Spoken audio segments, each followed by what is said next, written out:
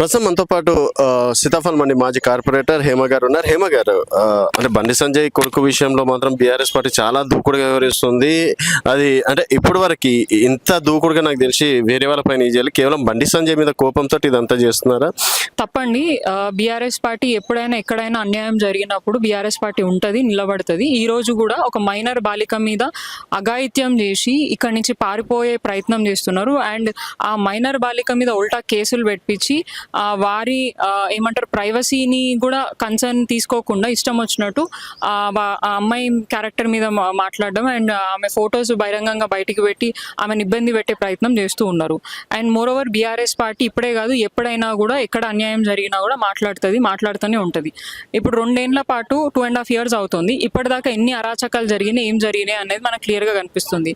And ఇది ఒకటే కాదు, ఈ తెలంగాణ రాష్ట్రంలో పొద్దున అర్లీ మార్నింగ్ దొంగతనాలు అయితే, మర్డర్లు అయితే, మానభంగాలు అయితే, మళ్ళీ పోలీస్ శాఖ ఎటు పోయింది అంటే పోలీస్ డిపార్ట్మెంట్ కేవలం ఎవరైతే ప్రజలు ప్రభుత్వాలను కానీ పోలీసులన్నీ ప్రశ్నిస్తే వాళ్ళకి మాత్రం ఇమీడియట్ ఏమంటారు ఎఫ్ఐఆర్లు చేసేస్తారు.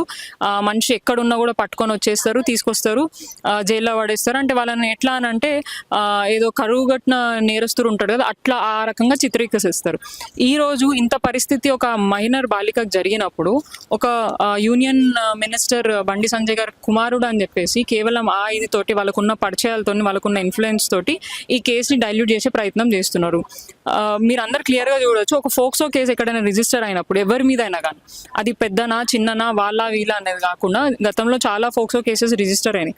ఇమీడియట్ విత్ ఇన్ 24 hours వాళ్ళని తీసుకొచ్చి పోలీస్ స్టేషన్లో కూర్చోబెడతారు, స్టేట్మెంట్స్ రికార్డ్ చేస్తారు, ఏం జరిగింది ఏంటిదని ఎంక్వైరీ చేస్తారు. చేసిన తర్వాత అది నిజాలు బయట పెట్టే ప్రయత్నం చేస్తారు. కానీ ఇక్కడ 4 days అవుతుంది. ఒక కేసు పెట్టాలంటే 8 గంటలు వెయిట్ చేయాలి, ఒక కేసు పెట్టాలంటే 3 నెలలు తిరగాల. ఇప్పుడు కేసు పెట్టిన తర్వాత కూడా 4 days అవుతున్నప్పటికీ ఇమీడియట్గా అక్కడ కేసు పెడుతున్నారు అనగా వీళ్ళ అమ్మాయి మీద హనీ ట్రాప్ కేసు పెడతారు. నిజంగానే ఆ అమ్మాయి మిమ్మల్ని హనీ ట్రాప్ చేసిందంటూ మీ దగ్గర ఆధారాలు ఉంటే ఆధారాలు బయటికి పెట్టింది. ఎందుకు మరి నువ్వు ఎటువంటి తప్పు చేయనప్పుడు 50,000 ఎట్లా ఇచ్చినావు?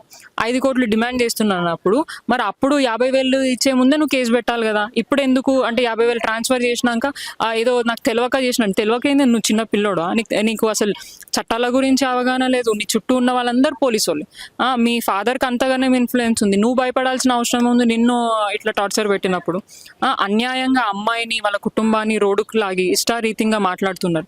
అఫ్కోర్స్ వాళ్ళు అంటే కొన్ని ఛానల్స్ని బేస్ చేసుకొని చూస్తే వాళ్ళు తెలిసిన వ్యక్తులే కలిసే ఉన్నారు అని అంటే ఎంత ఫ్రెండ్ ఉన్నా ఒక మహిళ పట్ల అట్లా అనుచితంగా ప్రవర్తించడం, ఆమె కన్సర్న్ లేకుండా ఒకసారి ఒక అమ్మాయి నాకు ఇష్టం లేదు అన్నప్పుడు బలవంతం చేసినా, బలవంతంగా మాట్లాడినా, బలవంతం చేసి ఆమెతో ఉండే ప్రయత్నం చేసినా అది ఖచ్చితంగా అది కూడా మైనర్ బాలిక, మేజర్ అయినా మైనర్ అయినా ఆమె కన్సర్న్ లేకుండా ఏ తప్పు చేసినా కూడా అది చాలా సీరియస్ కేసు. కానీ ఆ సీరియస్ కేసులో కూడా ఆ సెక్షన్స్ కూడా తక్కువ చేసి అతన్ని ఇక్కడి నుంచి పంపించేసి డైవర్ట్ చేసే ప్రయత్నమే జరుగుతుంది. 4 days అయినా ఇప్పటిదాకా ఎటువంటి యాక్షన్ లేదు, ఎటువంటి క్లారిటీ లేదు. సో నిన్న మా బీఆర్ఎస్ పార్టీ మహిళలందరూ కలిసి మొన్ననేమో పేట్ బషీర్బాద్కి వెళ్ళినారు, అక్కడ ప్రాపర్ రెస్పాన్స్ దొరకలేదు. నిన్న ఉమెన్ కమిషన్కి వెళ్ళారు, అక్కడ ఎవరు చైర్పర్సన్ లేరు, సెక్రటరీకి ఇచ్చాము, అక్కడ కూడా మాకు న్యాయం జరుగుతుందని మేము అనుకోలేదు. అండ్ ఇప్పుడు మైనర్ బాలిక కాబట్టి ఈరోజు ఉమెన్ చైల్డ్ వెల్ఫేర్ చైర్మన్ గారిని కలిసాము.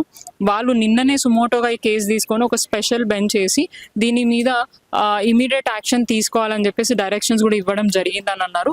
We feel happy. బట్ దీంట్లో జస్టిస్ జరగాలి. దీంట్లో జస్టిస్ జరగకుండా మళ్ళీ డిలే చేసి ఏవైనా ఎవిడెన్సెస్ ఉంటే ట్యాంపర్ చేసి కాకుండా ఆ అమ్మాయి మీదనే అలిగేషన్స్ పెట్టి దీన్ని తప్పుడు ప్రచారం చేయదు. ఇప్పుడు చూస్తున్నాం చాలామంది అంటే నాకు తెలిసిన వాళ్ళే ఇన్ఫ్లుయెన్సెస్ వాళ్ళకి కాల్ చేసి మీరు దీన్ని హనీ ట్రాప్గా చూపియండి, మీకు డబ్బులు ఇస్తామని చెప్పి ఆఫర్ చేస్తున్నారంట. వాళ్ళే స్వయంగా మాకు చెప్పడం జరుగుతుంది.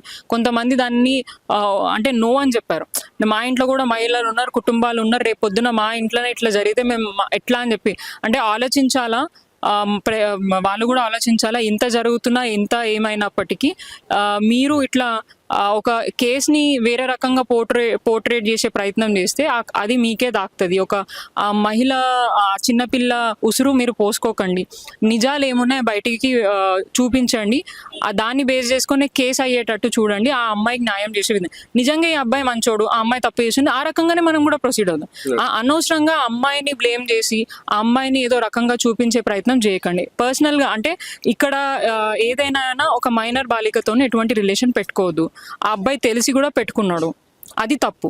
మిగతా అంశాలు ఎంక్వైరీలో చేసి ఎవరు ఏం తప్పు ఉన్నది తేల్చండి, ఎవరి మీద ఏం కేసులు పెట్టాలో పెట్టండి. కానీ యాక్షన్ తీసుకోకుండా ఇష్టం వచ్చినట్టు ఆ అమ్మాయి మీద సోషల్ మీడియా ప్రచారం చేయడము అనేది కరెక్ట్ అయిన అంశం కాదు.